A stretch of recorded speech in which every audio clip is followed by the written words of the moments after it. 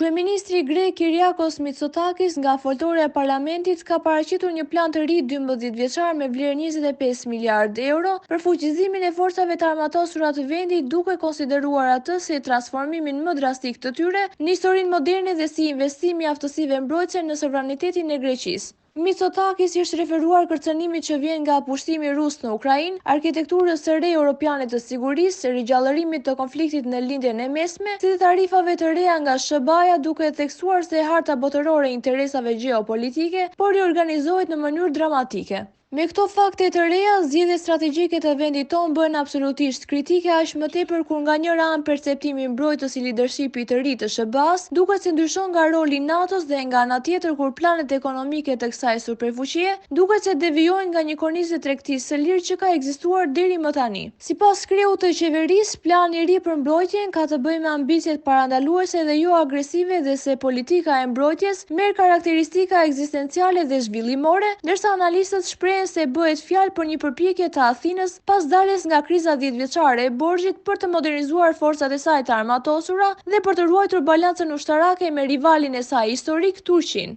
Duke paraqitur disa vetëm prej hollësive të këtij plani të ashtu quajtur mburoja e Akilit, Mitsotakis dhe më pas ministri i mbrojtjes kombëtare Nikos Dendias kanë shpjeguar se bëhet fjalë për një kupolë e cila kombinon mjetet ekzistuese të mbrojtjes ajrore me aftësitë e reja që do të jenë në gjendje të mbrojnë në 5 nivele me sistemet anti-dron, anti-raket, kundër ajror, anti-anije dhe anti-nëndece. Mitsotakis u tha ligjvënësve se Greqia që shpenzon pak më shumë se 3% të prodhimit të brendshëm bruto për mbrojtjen, si vend antar i NATO-s nderon aleancën strategjike me SBA-n, por në të njëjtën kohë si vend i BE-s duhet të jetë një krah qendror i strategjisë europiane të mbrojtjes të shekullit të 21-t.